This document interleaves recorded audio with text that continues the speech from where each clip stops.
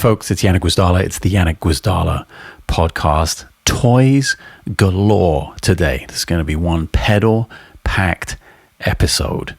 Got a ton of stuff sitting here on the desk. Going to give you a little first look at the new miniaturized stereo board, which I'm very proud of. It's not the prettiest looking thing, but I played out a gig last week. Sounded fantastic and felt great. So we'll get into that. And I was going to say we're going to do an unboxing, but I've kind of already unboxed it. And it's a pedal I already own, but it's a new version of it. It's the JHS 10th anniversary Colorbox with the Neve knobs on it. We're going to get into that kind of in a little bit more detail than I've ever done before later on in the episode, plus something I just grabbed off the shelves that I hadn't used in a while, and I'm trying to be better at, grabbing things that I haven't used and getting back into them and being inspired by them. We'll let that be a little bit of a surprise later on. First off, while I've got you right here at the beginning of the episode, get in the comments on YouTube and let me know who you would like as the next interview guest in the series of interviews on the podcast. The Patitucci one was just super fun. Thank you so much for making that one of the most successful interviews, if not the most successful interview in the history of my podcast. Just fantastic to talk to a hero, a friend, a legend, a true master of kind of everything he does, basically, right? Just really great to have captured that, to have been a part of it, and to have been, able to perhaps slightly selfishly ask some questions I'd always wanted to ask since I was a kid.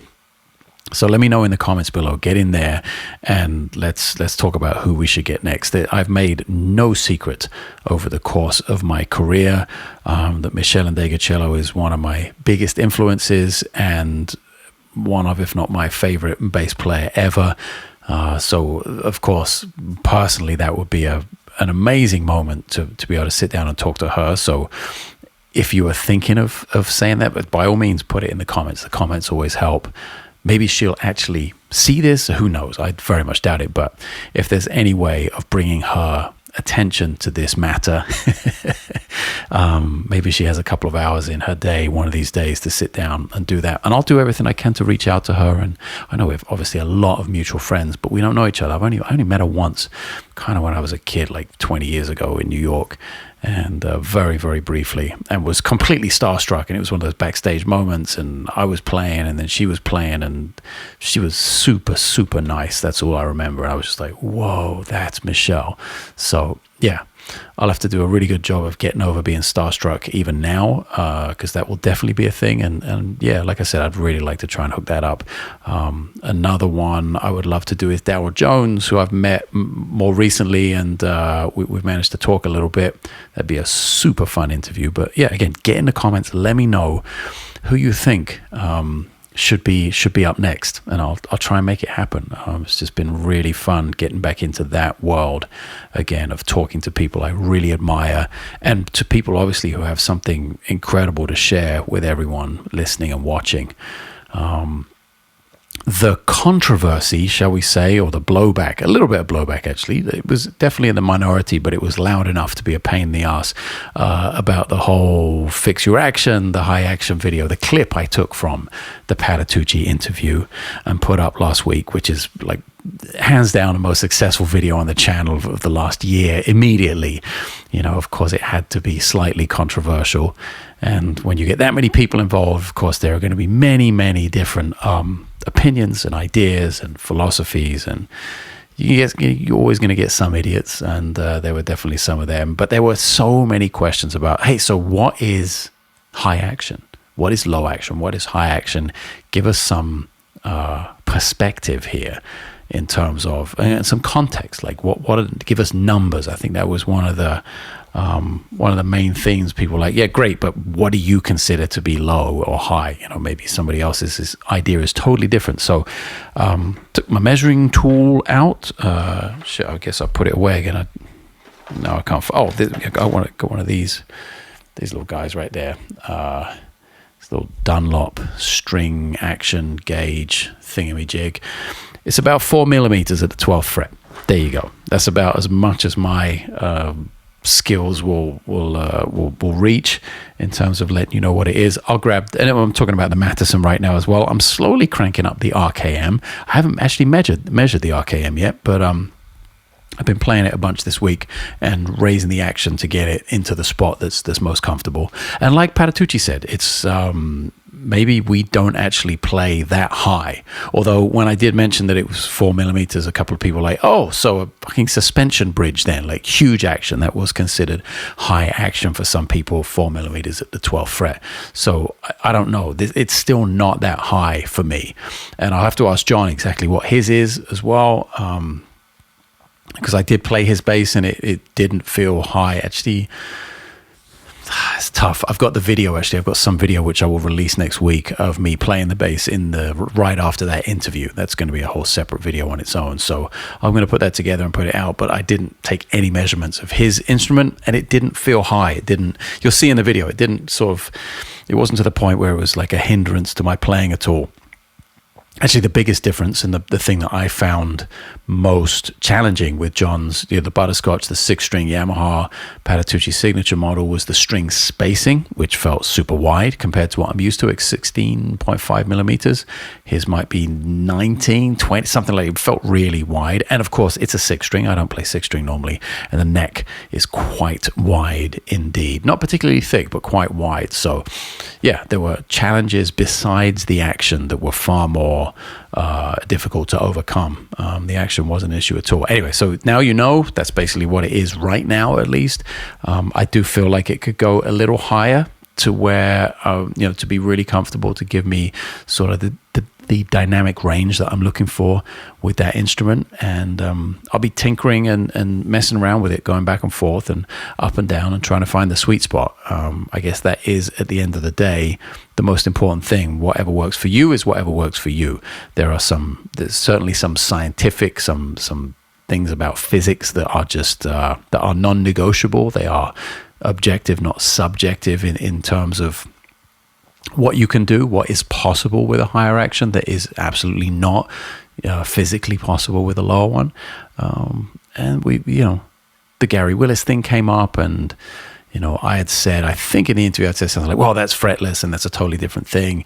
And that is, I think, a big part of it, that Gary plays exclusively fretless and does have a low action. But I think his entire approach with the right hand and the way he plays is just completely different. And maybe the goal is completely different as well.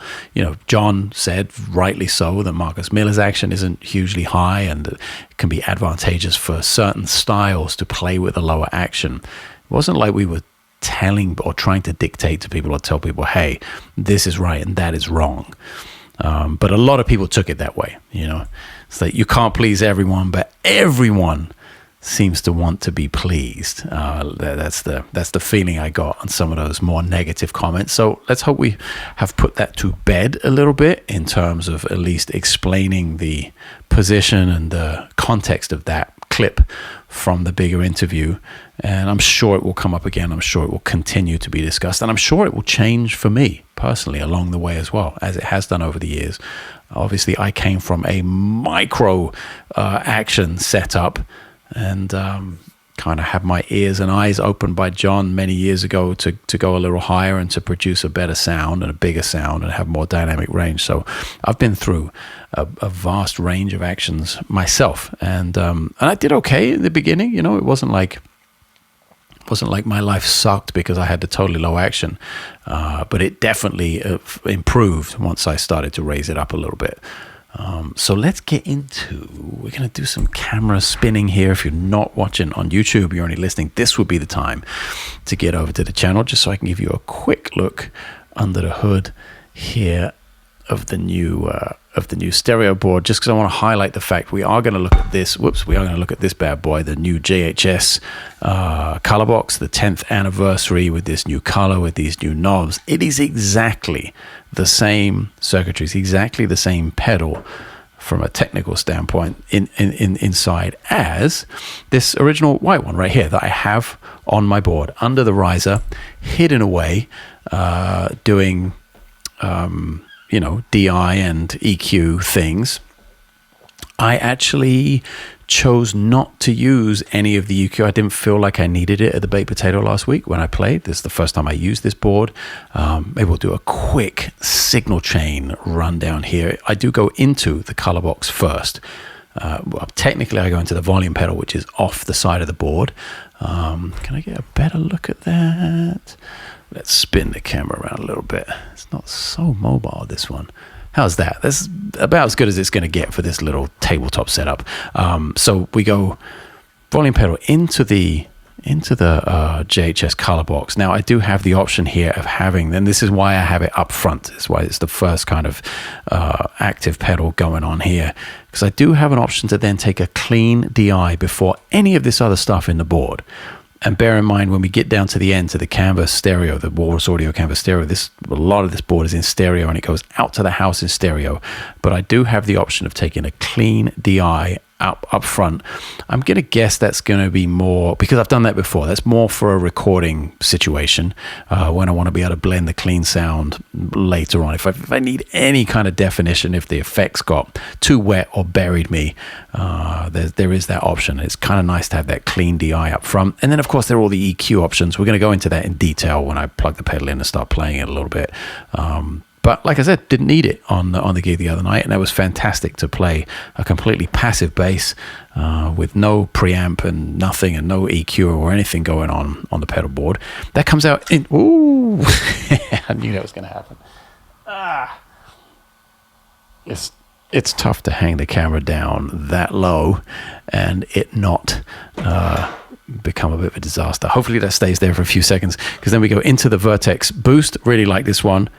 I've talked about this a little bit before. Maybe I even highlighted it on a previous video recently. It's got this notched level knob on it, and that's a nice clean boost. That is kind of useful, I feel, with the passive bass. That was something I really wanted to include on a board. I haven't had a boost pedal on a board for a while. Then we get into octave land. We go up here to the top level briefly, to the MXR vintage bass octave. That comes down into the Mantic Hulk subharmonic, Doom 2 by 3-Leaf Audio, Frantabit by Iron Ether. That goes out into, am I right in saying? Yes, it goes out into the HX Stomp. I'm not splitting the HX Stomp into stereo here. In previous stereo boards, the HX Stomp has been the split point. It's gone from mono to stereo. I'm going from that in mono to the Autobit Junior on the top deck, and also unlike previous boards, I'm not using a parallel loop for this one, because real estate, number one, and number two, I'm using actually more for the filter and for the sample rate reducer than I am the stutter, which was the main use for it before. So that is now more, and that has a TRS expression pedal that I'm using, which is sitting off to the side of the board on the gig. So yes, I'm using that more for the filter, which sounds amazing, and the sample rate reducer and the bit crusher and everything. It sounds incredible. It's a pain in the ass that it doesn't have the blend knob. I'll probably say that every single time I mention this pedal. I just wish they would fix that. And the stutter, this pedal does work in stereo with a TRS cable, but the stutter, I read recently, because I did actually want to run this in stereo, but the stutter, which is the main, for me anyway, like the main draw of having that, that time-based thing going on, is it's in mono, which is a real drag, and I kind of wish the stutter was in stereo. Right now, we're going from that into the Chase Bliss mood. That was going to be, and it still could be, a placeholder, just because I wanted to build the board and go to the gig. This might be a placeholder for the Generation Loss Mark II, because I really like that, and I miss that tape degradation thing, the dark side of the Dark Well pedal, also by Chase Bliss. So I threw this pedal in there because it's the same size, same connections and everything. And maybe that will switch out to the Generation Loss Mark II. But I did find myself using the mood on the gig to create kind of glitchy little loops and pads, because we go over next into the Universal Audio Effects Delverb, which is now we're in stereo. And if I do get the Generation Loss Mark II, that could be the stereo split point right there, because it has a TRS stereo that could come out into the Delverb, which now goes into the Golden Reverberator, also by UA Effects. That comes under the board and into the Ditto Looper X2 Ditto X2, all in stereo now, and into the Canvas Stereo DI by Walrus Audio, all being powered by Chox. I've got a DC7 and a Chox 4 extender under there. So that's the little, not so quick actually, but that's the little look into the new board. That's what's going on with that.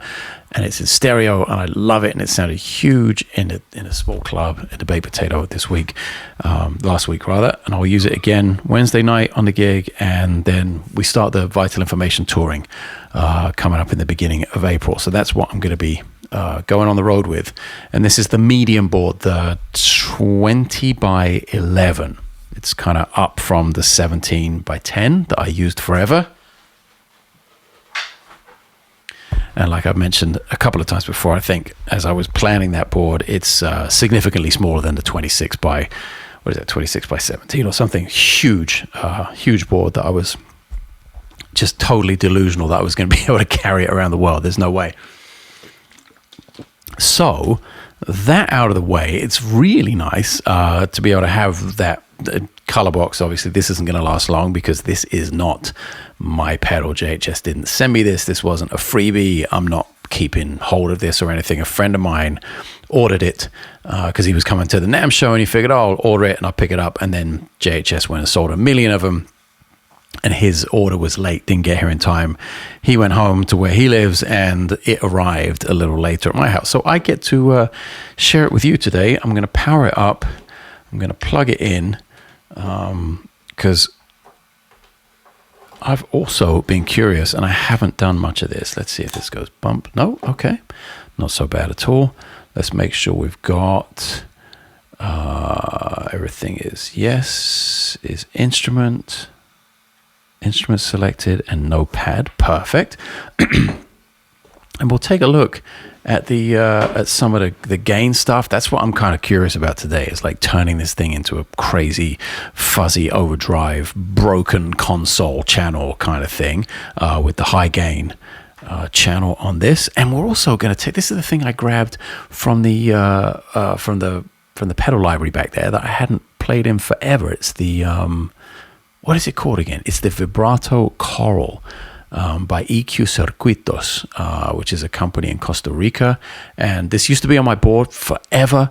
Toured all over the world with it, done a bunch of recordings. It's actually I put out a couple of singles, I think, on my Spotify during the pandemic. I was using that really funky tape delay kind of thing. So we're going to fire that up and run that into the Colorbox and see what happens. I should grab a bass.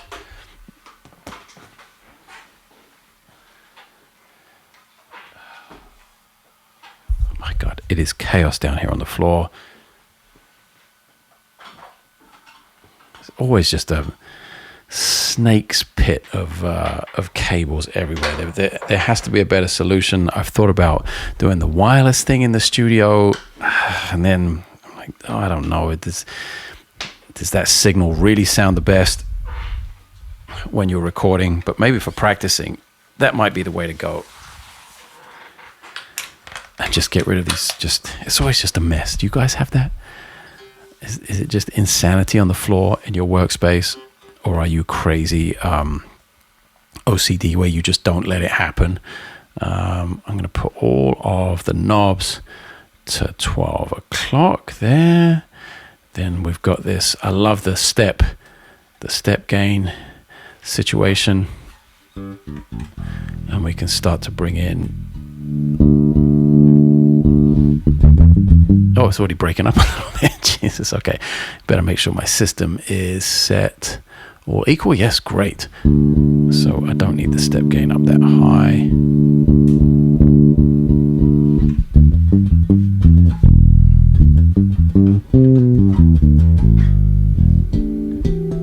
So that's it. That is straight into the system using just the Colorbox. I should give myself a little better monitoring. Make sure I'm not waking up my daughter here. Yeah. It's crazy. We don't live in a tiny house, but we don't live in a palace either. And the the longer I live in a house versus, I spent so much of my life living in apartments, in Boston, in New York, even when I first moved to Los Angeles. I just wonder how big the house has got to be before you can just like absolutely crush what you're doing and make tons of noise, and people in other parts of the house don't know what you're doing. I got to imagine that is probably something I'll never live in, and it'd be interesting just to know what the size of the place has got to be before that happens. And that's without building like a floating room within a room or doing anything really crazy. Let's see if I can drop this camera down just a little bit, get some more of the bass in, and we can get to work here making weird sounds. And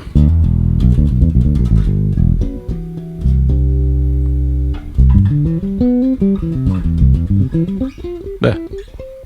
Okay. So it does have a bunch of tone shaping stuff, of course. It has a whole EQ in here,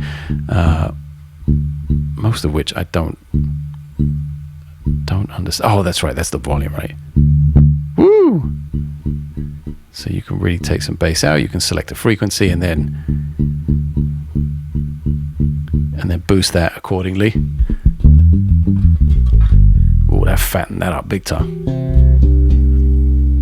This is also something I'm getting used to, playing a completely passive instrument that isn't your classic sort of Fender or Rickenbacker, whatever passive instrument you're used to playing that does kind of one thing and makes one sound. Getting used to playing this Matheson and doing what I do with it, which is, of course, playing bass and fulfilling that fundamental role in the band, but it's also doing so much more.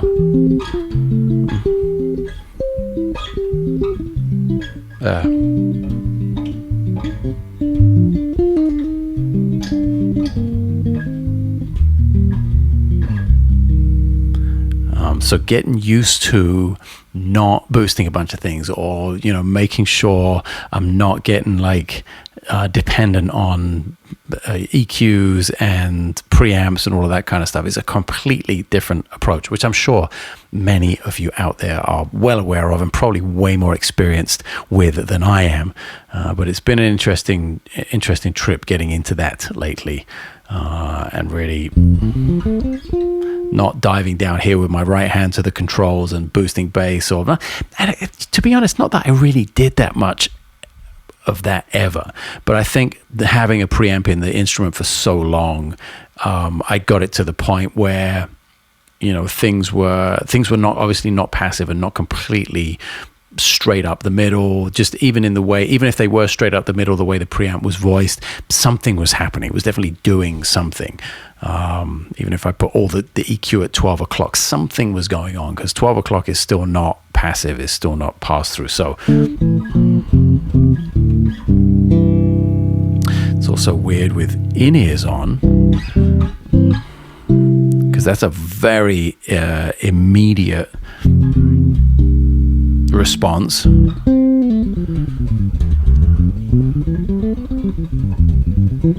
you hear everything.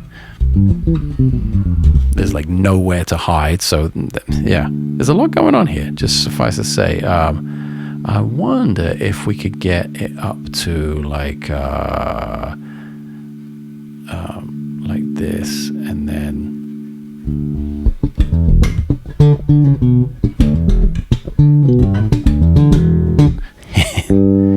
maybe not. Maybe it's not.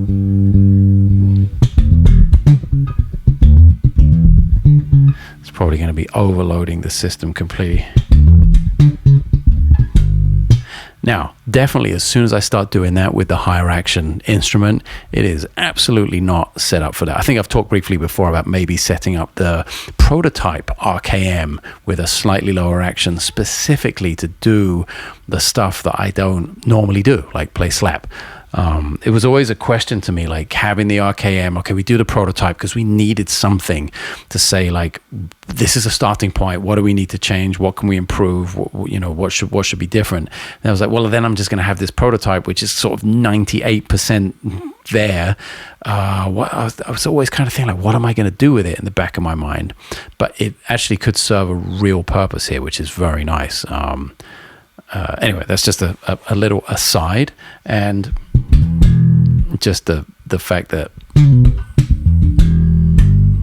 I'm the Mr. High Action guy, and I'm here to admit to you that yes, the high action is definitely not ideal for playing that kind of music. Let's get the EQ back in the center again. I'm just I really want to get into this high gain channel and see what damage we can do.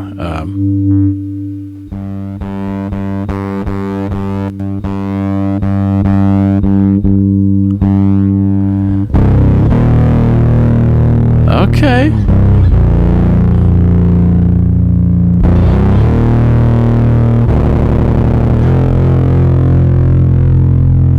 I wonder.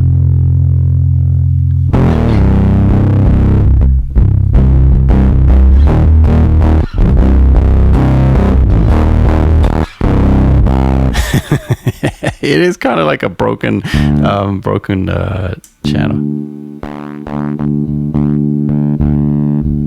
Now I wonder, I'm probably doing it all wrong. Let's see.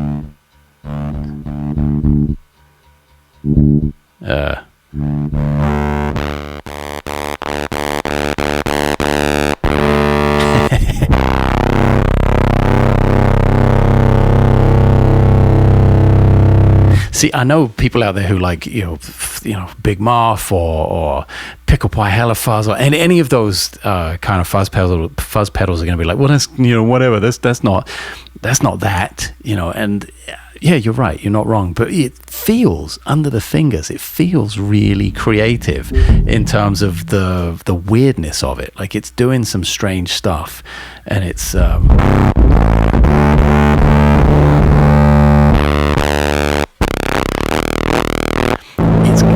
Kind of the glitchy weirdness that I want. See, now I wish I had the all the reverbs and all that kind of stuff plugged in after it, because that's what I'd like to push through there. But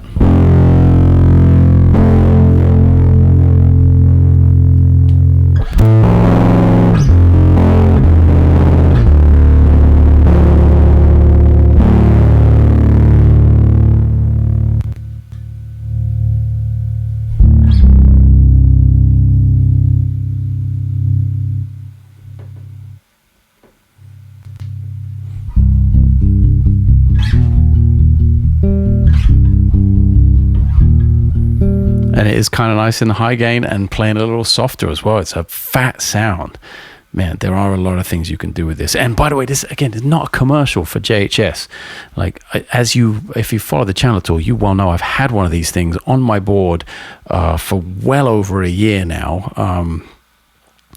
And I've been using it all over the world to tour with. I've been using it to record with. I will say, and this is another perfect opportunity to get in the comments. Let me hear your feedback, like the aesthetics of this thing. I mean, I love it. It's a different looking pedal. And I dig it. I love the knobs. I'm big fan of that old knee vintage look. I am definitely jealous of my friend who is gonna take ownership of this in the not too distant future.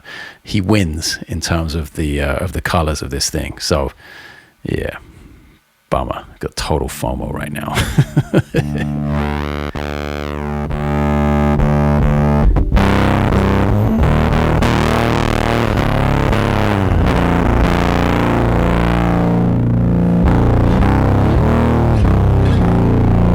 And it's crazy how many different tones you can get out of it.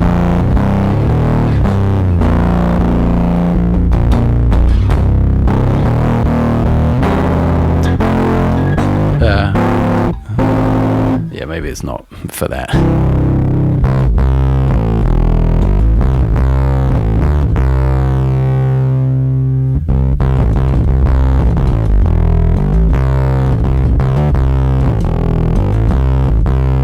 Wow. Okay. So I'm not going to use it for that for the most part, but man, it's nice to know I got the option. Go back into low gain. It's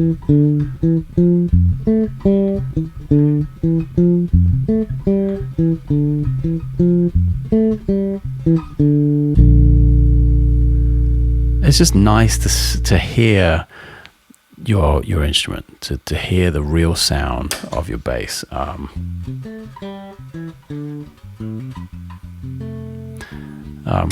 Obviously, it's significantly lower when I turn it off,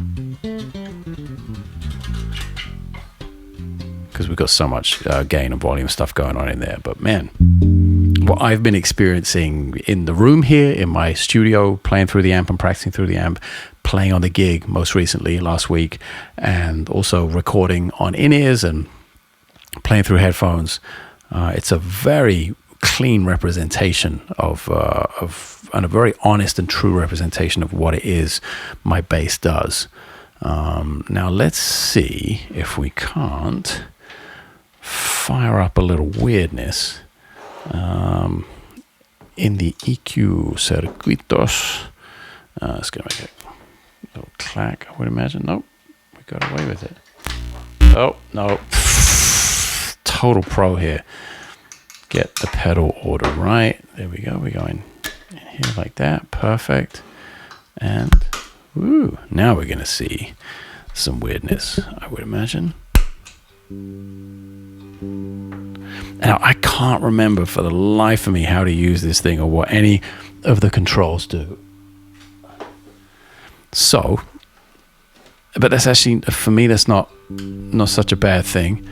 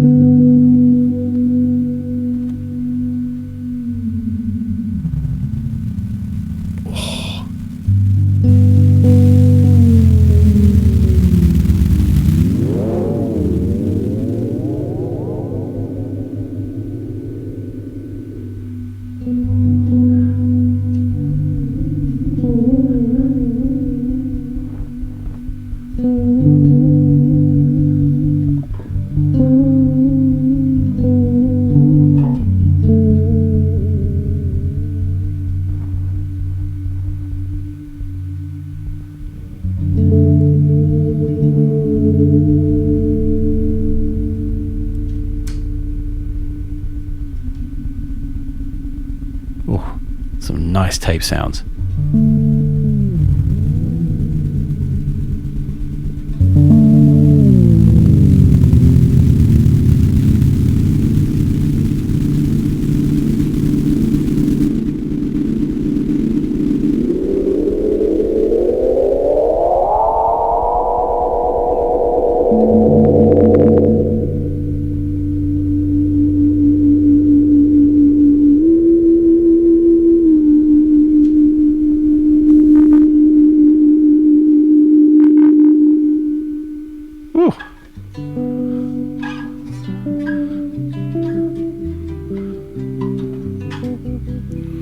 Yeah, I'm really missing a reverb now. I love to push that kind of thing through a verb. And that, yeah, it's like that kind of, when you get a lot of feedback and you get that tape modulation, get in there, you get that broken VHS tape kind of thing.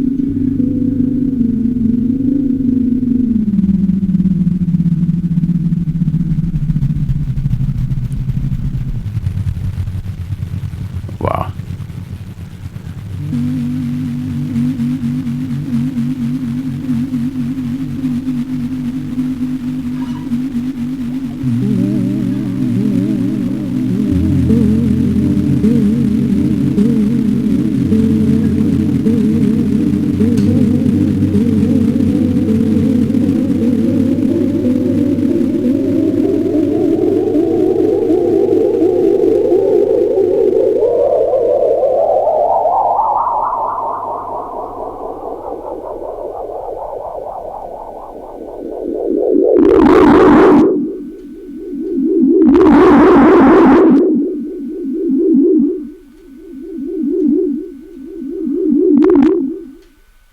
Yes. Okay.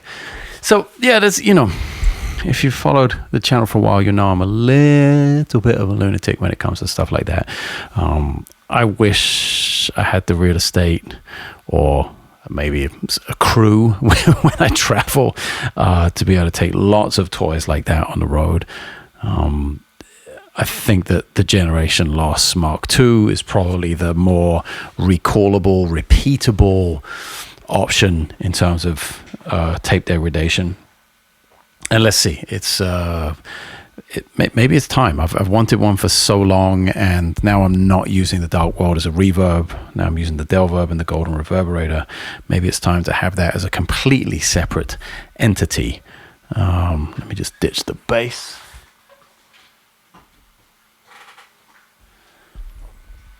And yeah, have all those different tape options. I've been digging all the samples I've seen. Again, I keep shouting out this guy Jorb. I think it was Jorb that I saw do some stuff on the Generation Loss Mark II.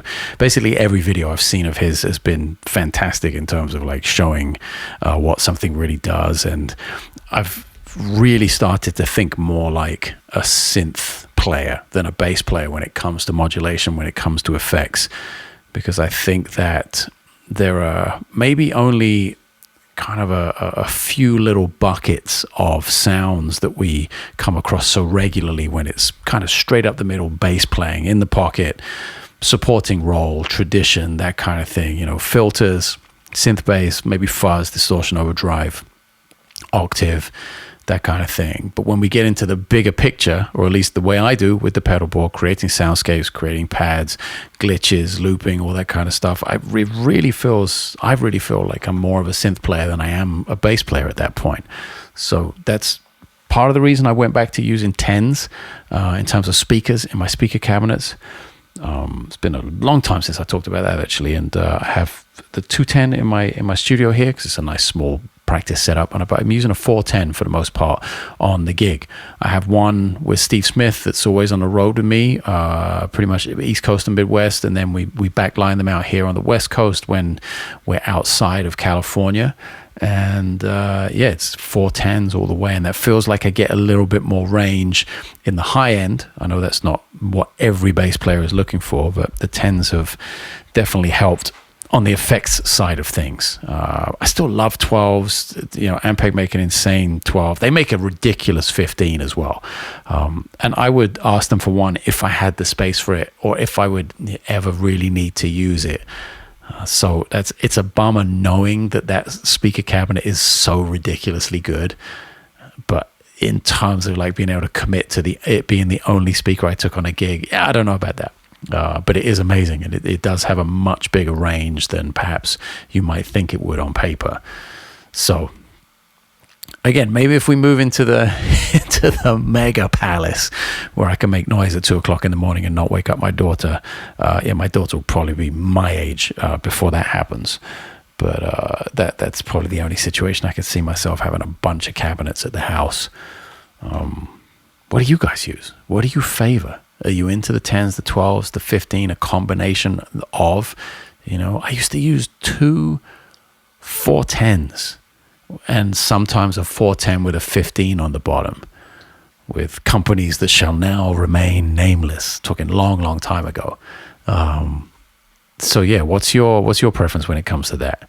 Be very interested to hear from you in the comments below. And are you like effect heavy, lots of pedals? Are you more that straight up the center, whether that's rock or R&B or gospel or blues or whatever it is you do, where it's kind of in that smaller group of effects, if you even use them?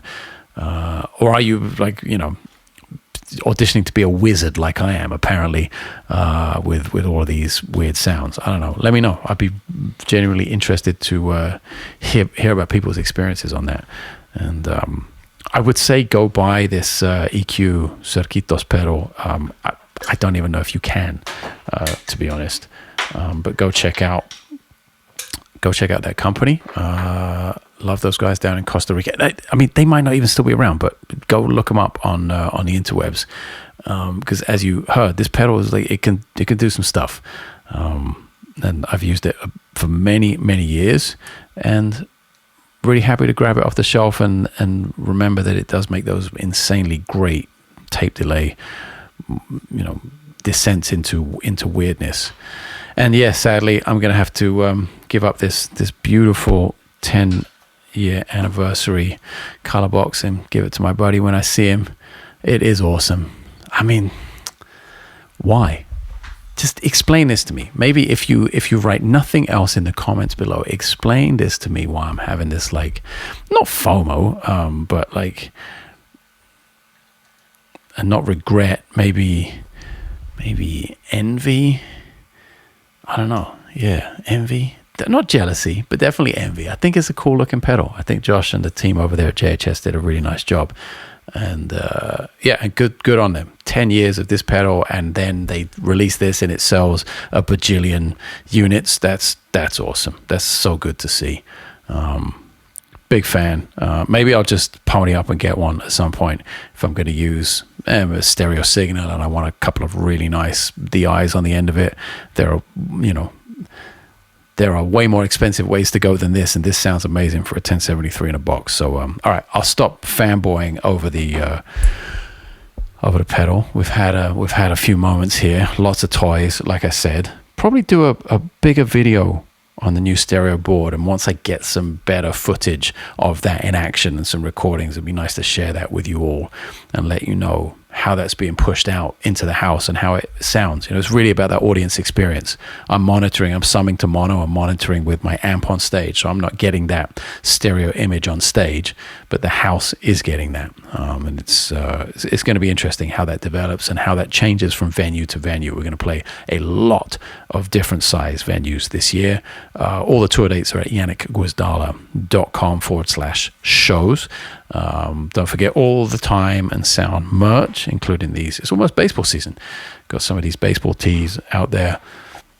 It actually warmed up in the studio for the first time all day, and I took the big hoodie off. It's the most comfortable thing. My wife is looking at me like, why are you wearing your own merch? That's so dumb.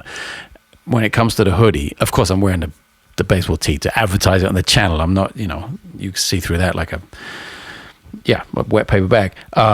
But the hoodies are like the most comfortable thing I own, basically. Maybe that just tells you I need to buy more clothes, but they are freaking comfortable. They're really nice to practice in. And it dipped again in the temperature here. So if you're getting down into the 50s, 40s, it's actually really nice to play in and to practice in. And I bought a couple of them for myself, even if my wife does tease me about it. That's it. I'll see you guys on the next episode.